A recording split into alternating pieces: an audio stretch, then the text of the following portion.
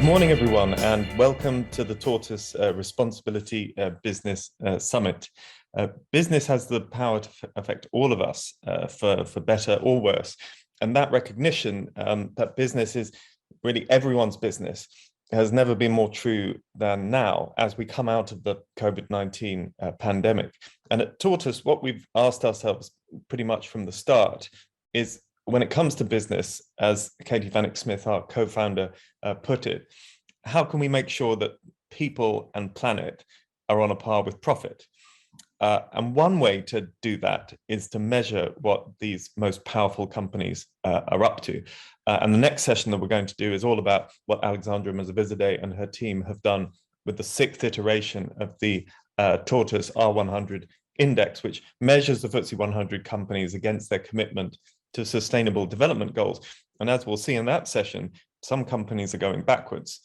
But another way to do it is to have conversations like the one we're going to have now with people like Paul Polman, who almost all of you will know spent a decade running Unilever and made purpose and thinking about social outcomes fashionable way before it was fashionable.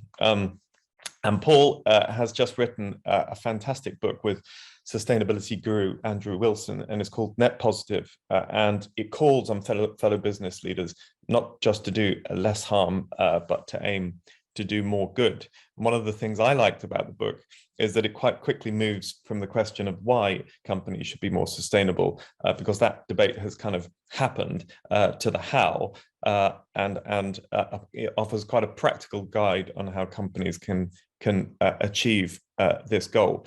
Just before we get to the conversation, this, like any Tortoise event, it's a think-in, so it's not an interview, it's not a panel event. We really want to hear from you. We want it to be collaborative, to hear your thoughts, your points of view. And so please, if you have any thoughts or any points that you want to raise with Paul or with me, then just type your comments into the chat, which is being moderated by my colleague, Luke Bedimer, or raise your digital hand on Zoom. There should be a button underneath the Zoom bar. You should all know that. We should all know that by now. And we will bring you into the conversation because we really want this to be a collaborative effort. So, Paul, thank you so much for joining us today. I think that you say in your book that no company, not even Unilever, is very close to being net positive. How do you define a net positive company, and how close is Unilever, to use that as an example, from getting to that level? Yeah, thanks, Alexi and Tortoise for obviously doing this. I appreciate this. The one thing I want to correct you on is not to put people and planet at par with profit, but to put people and planet actually ahead of profit. That would really solve some things. And increasingly, people are realizing that actually, if you do that, your longer term returns will also be better. But the mindset has to be profit through purpose, not profit and purpose, if you call it that way. So net positive, what we are trying to do here is to create a movement that really describes how successful companies profit from not creating the world's problems, but actually from solving the world's problems. And to be successful long term, for any company, they need to show that they actually have this net positive impact on the world, or make this a better world for all. And it's very easy to see why that is so important. World Overshoot Day this year was July 29th, which is the day that we use up more resources than the world can replenish. In fact, every day after that, we're stealing from future generations. So while CSR is about being less bad, which I don't think is a concept actually we should embrace. I used to kill 10 people. Now I kill 5. I'm a better murderer. Doesn't quite work for me. Sustainability is about probably being neutral, not doing harm or not doing damage. But ultimately, we need to go to restorative, reparative, regenerative, which we call net positive. And we do see, Alexi, that the leading companies now that are on the foreground, that are trying to become these systemic actors that try to use their reach or their scale or their influence to drive these broader changes, are the companies that are doing better, and also the companies that are doing more, are more successful. So interestingly, we looked at all the companies in the world, and we looked at their negative footprint, and we found that about 25% actually would not make any money if they would have to pay for it. And you know as well as I do that increasingly we're moving to internalizing these costs, and rightfully so. But interestingly, it also found that within a sector, that companies that had a higher level of negative externalities than others, let's say in the fossil fuel sector and the fast-moving consumer goods sector, if you compare companies like Heinz versus, let's say, Unilever in our sector, or companies like Exxon versus Total in the energy sector, that interestingly and surprisingly to many, that the companies that have more negative externalities actually have a lower market cap, which also means that the financial market is already starting to factor in these negatives, if you want to. So net positive companies are companies that take ownership of their total impacts, intended or not in this world, that operate for the long-term benefit of business and society, want a positive return for all stakeholders, if you want to, see the shareholder value, hence the profit, etc., as a result of what they do, not as a goal. And more importantly, they actually are actively participating on working these broader transformations. So if you are net zero, it means that you're not increasing your overall carbon footprint. But what net positive means is that you're actually taking carbon out of the air, like Microsoft making a commitment to go back to 1975. It means that you're socially conscious in ensuring that you're actually improving the standards of workers in your supply chain. For example, at Unilever, we actively participated with Kevin, with Havelock at that time, to implement the Modern Slavery Act, or to ensure that the Global Consumer Goods Forum of all the retailers and manufacturers implement the Ruggie frameworks on human rights. That's net positive.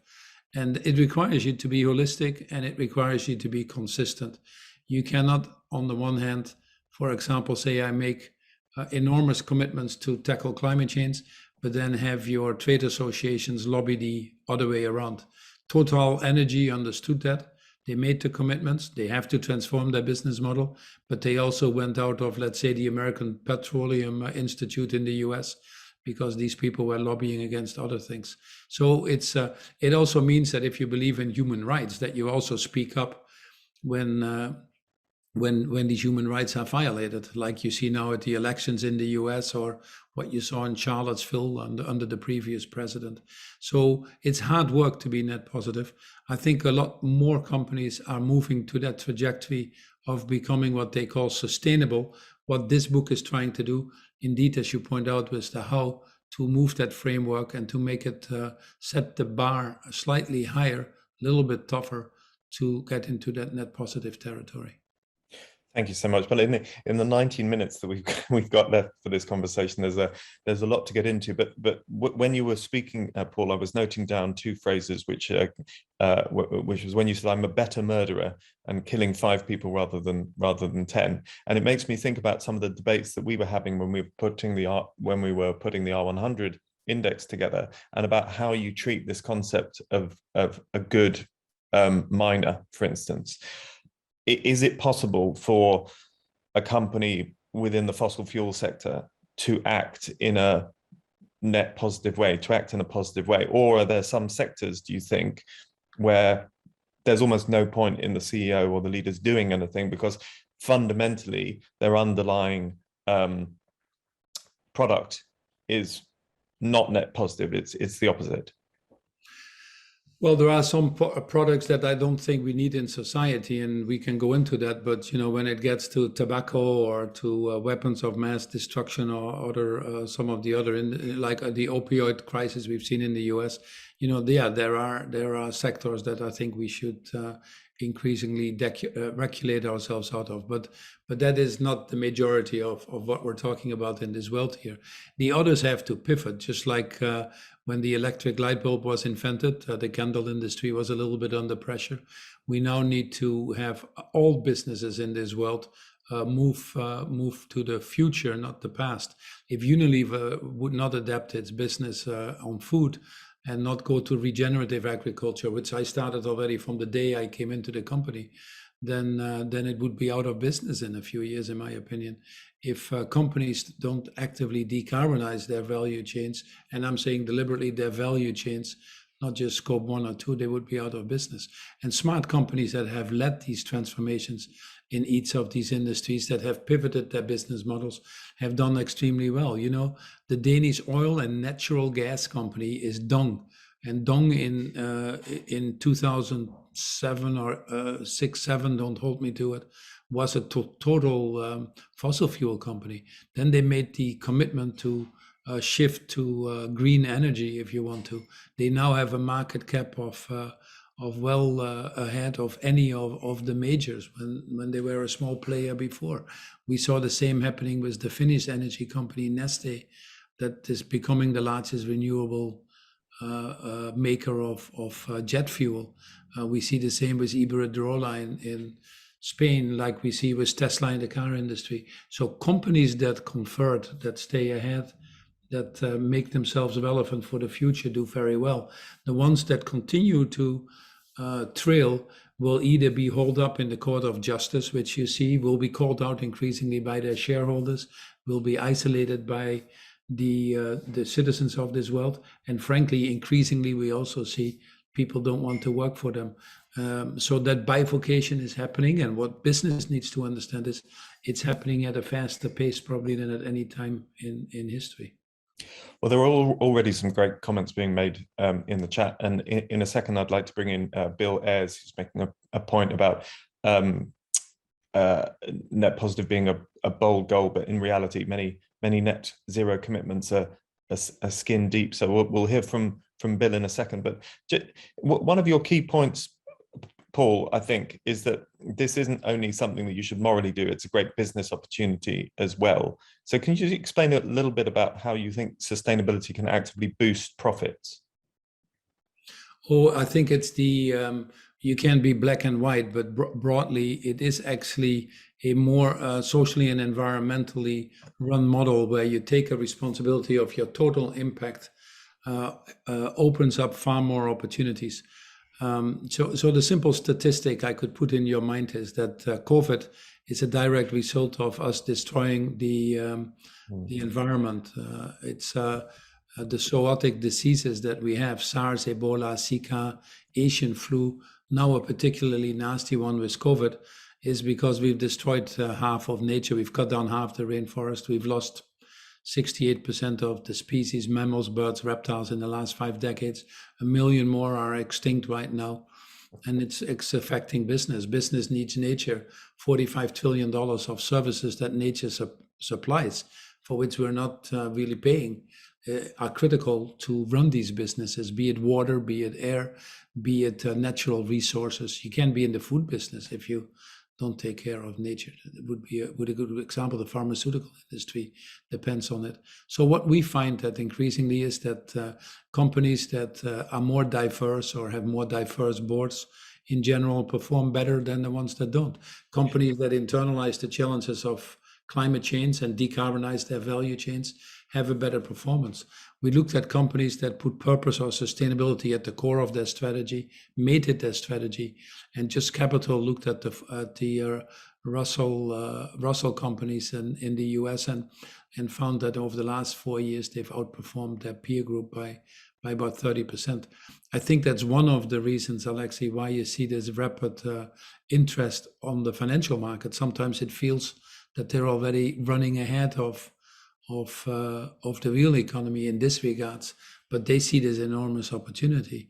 So when the cost of inaction is higher than the cost of action, the 16 trillion we have spent to save lives and livelihoods under COVID, the 26, 27 trillion we've lost in the global economy this decade as a result of COVID, are significantly higher than what you need to implement the Sustainable Development Goals. And when we looked at the Sustainable Development Goals, we created this Commission for Business and Sustainable Development, and we found that just looking in 4 areas, mobility, health and well-being, food and land use, and the energy transition, just this decade alone, we could unlock $12 trillion of economic value and create 380 million jobs. So any study we do, anywhere we look at, we find a better alternative than going back to this brown economy. And it's because of technology, which we always underestimate how fast it goes. It's because the issues, which we always overestimate how long we have to solve them.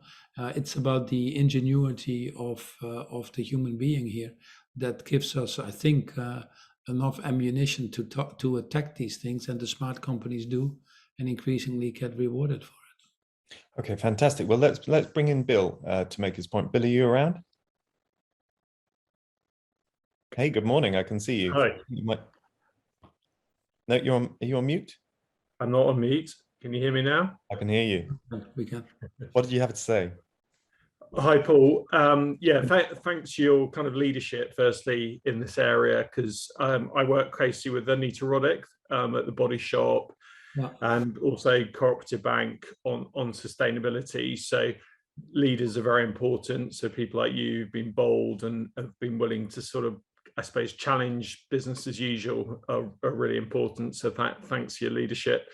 I think my big question is around accountability. And I think, having worked in sustainability since my 20s, I think the issue is the evidence you're pointing to about commercial performance and sustainability kind of going hand in hand has been there. But the challenge is a lot of companies, even with net zero at the moment, have made commitments, but they're PR commitments. And the problem is, even if you look, let's say, regulation of those commitments, you've got the Advertising Standards Authority doesn't even currently assess companies' claims that are future-based.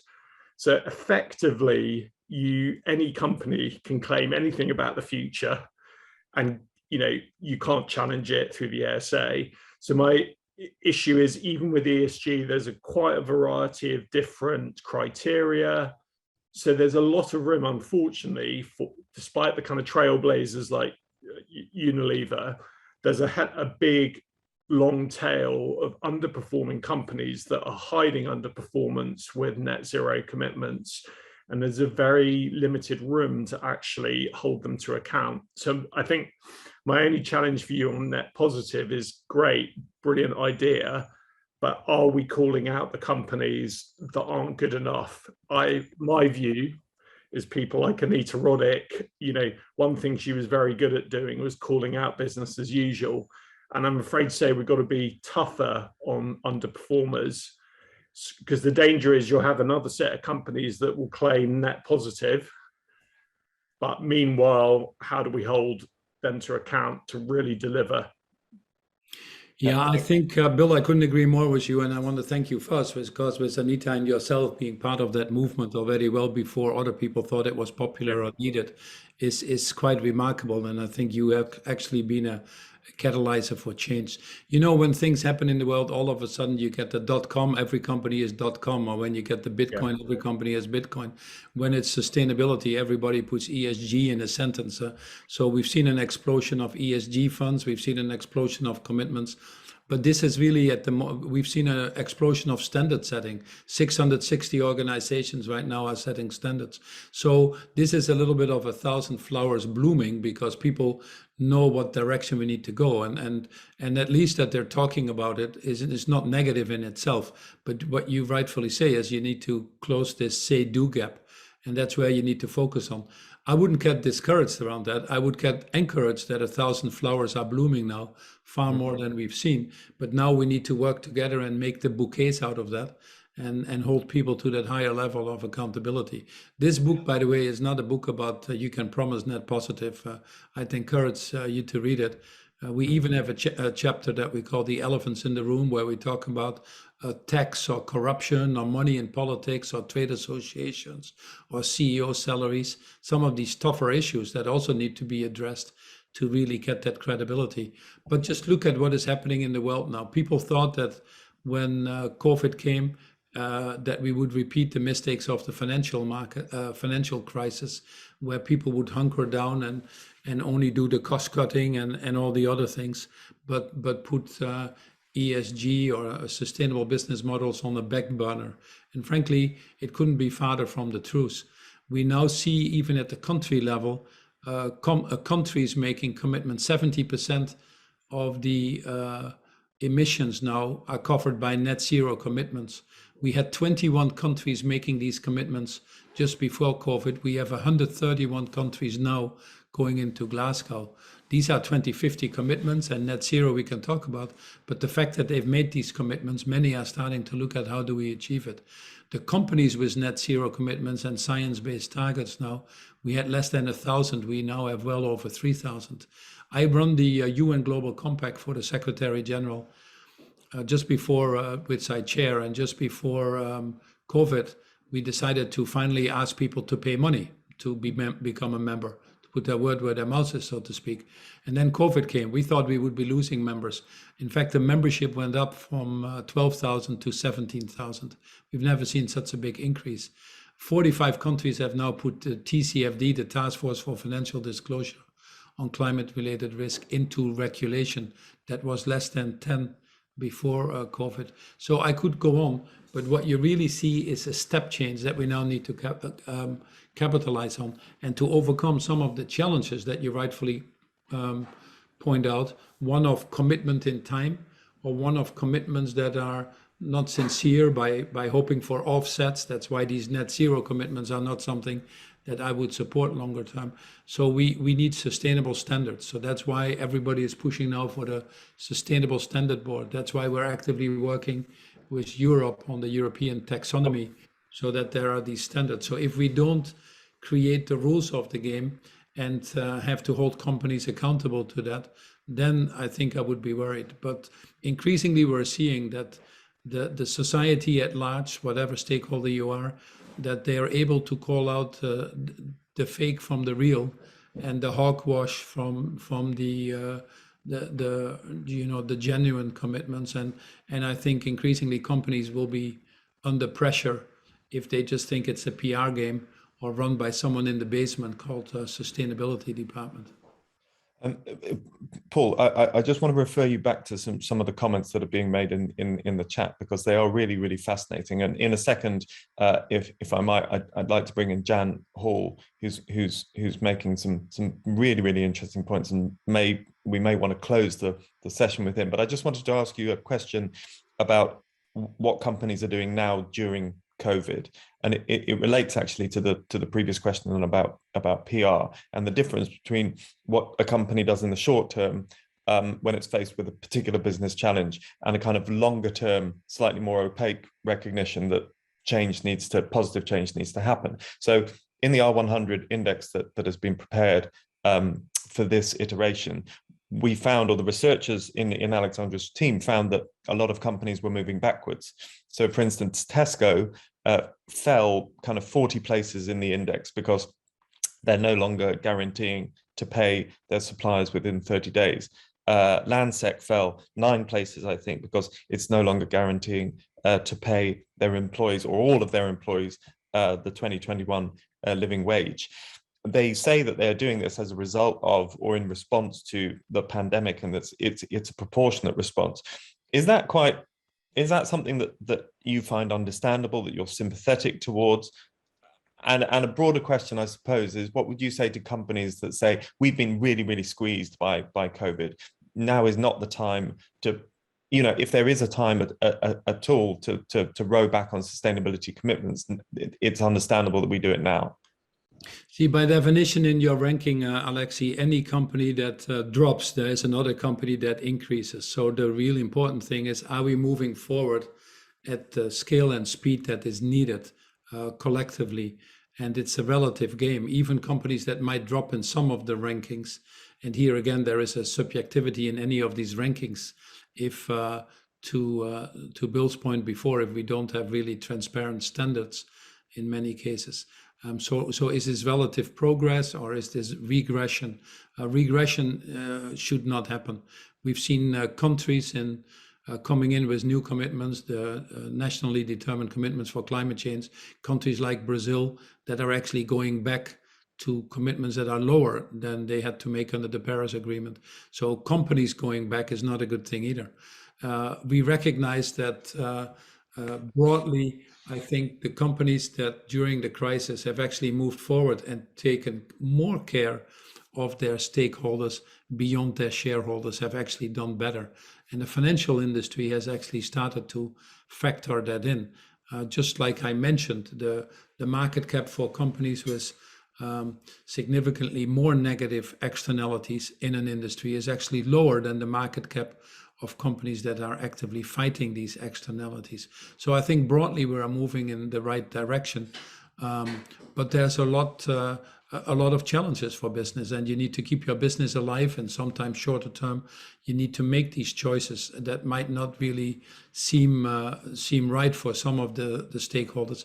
If these choices need to be made, you need to be very careful how you make them and how you execute them and how you actually compensate for that, perhaps longer term. But we've actually seen, interestingly, globally, that companies that took care of their value chain, that let financing flow, like Unilever has done, making 500 million available to their value chain right away, or taking care of their employees, and as a result keep them engaged and having less mental issues and all the other things, that those companies have done better.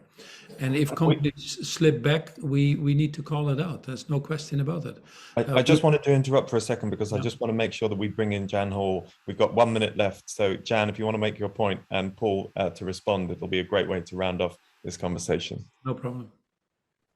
Jan, are you around? Yes, apologies that I haven't been very well, so I'm kind of not on video. That's fine. A bit of norovirus has decided that I shouldn't be on video. Paul, hi.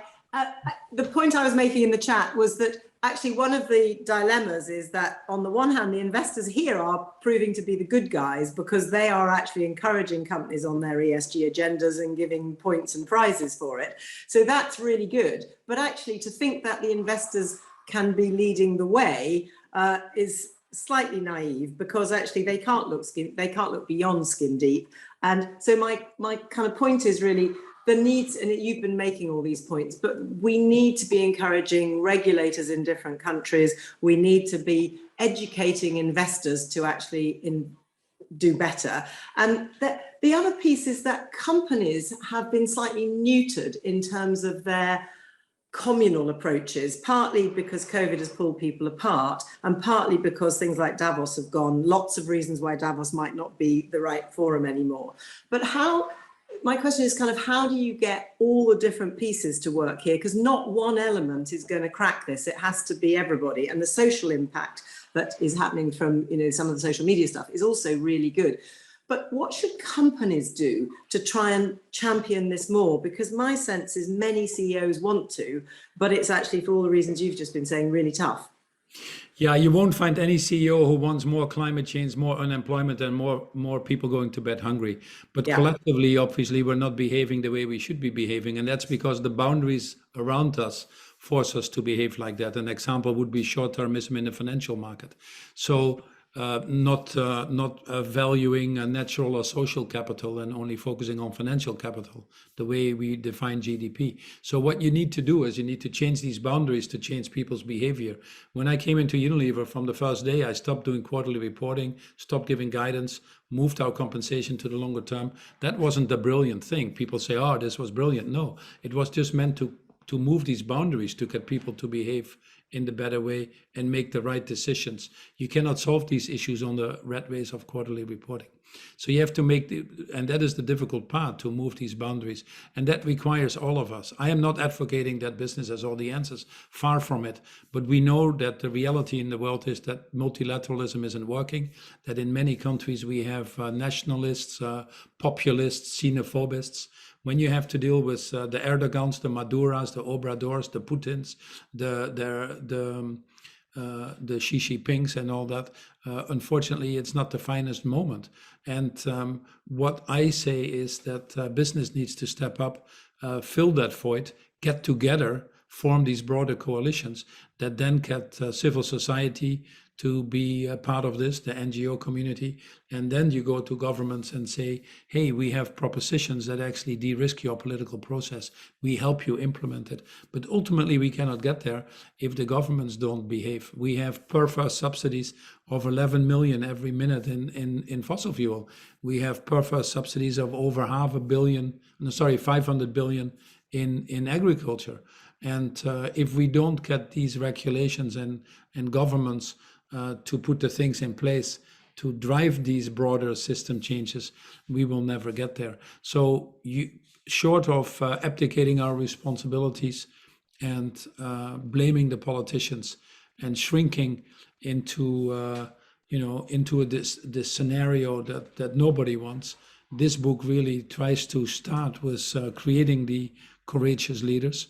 Our first chapter is do you care, and then encourage you to work on these systems transformations beyond your company and how to do that in a very practical way and how to do that consistently. When we put these alliances together in food or in fashion or tourism and travel, we actually see that when these CEOs come together, they collectively become more courageous. We actually see that we can start to attack things around the value chain, but we also see that we get the interest of governments. We're working with the European government now on the food legislation and implementation.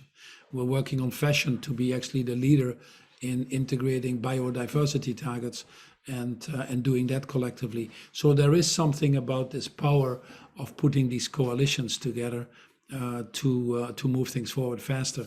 It's one of the solutions to get to an accelerated implementation of the Sustainable Development Goals, and one that I'm currently with Imagine actually focused on. But ultimately, I could not agree more with you. It requires the governments, and this is where I want to end, because that's why it's so important that we are in Glasgow. Glasgow is a moment that we need more countries to be courageous on the NDCs. It's currently projecting a 16% increase on climate change for the next decade, when we need a 45% decline. Industry speaking up, civil society speaking up, showing that it can be done with initiatives like Net Zero or the Net Zero Breakthrough initiatives. Big sector things where companies in each sector are showing that they can be net zero, where they have science-based targets to get to the point of not hogwashing it, and showing that that is possible. The more we make our voices available and louder, the more we force these politicians into action. And it's not only just on the climate commitments, it's also on the 100 billion. It is a scandal that we promised 100 billion already since Denmark to help the emerging markets on resilience and adaptation, and we're not even willing to get even close to that commitment. 100 billion is nothing compared to the trillions we've spent behind COVID. And it also means making vaccines available. A world where 65% of the people in the developed market are double vaccinated and only 4% in the developing market is not a world that I want to live in.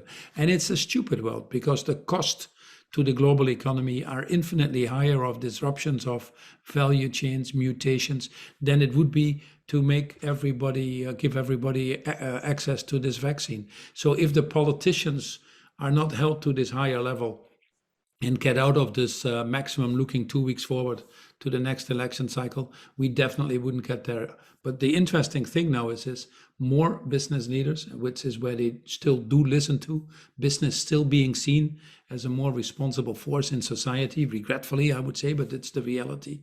And more employees expecting businesses to speak up. We have this opportunity now to fill this void. And frankly, there's no alternative, because if we stay silent and if we don't do it, we become complicit to the same crimes that we hold others now accountable for. Climate change is a crime against humanity. Thank you so much, Paul. I mean, we've run a little bit over, but I mean, wasn't it worth it? And we could have run half an hour over that, because there's so much to talk about. But thank you so much, Paul Polman, for coming on, having this conversation, setting up the Responsible Business Summit for the rest of the day. We hope that you get to hang around and listen to a few more sessions. And you spoke, Paul, brilliantly about the need for collectivism and alliances. And in the next session that we're going to have in a moment, we're going to be speaking about almost the other side of the coin, as mentioned by Bill and Jan in the chat just now. Just as crucial to holding companies to account is accountability. and measurements. And that's what the next session is going to be about. We're going to go through the results of the 6th iteration of the R100. You're going to see some slides now. So if you want a quick break, run off and do that. And we'll see you again in a second. But thank you, Paul, and stick around for the rest of the day.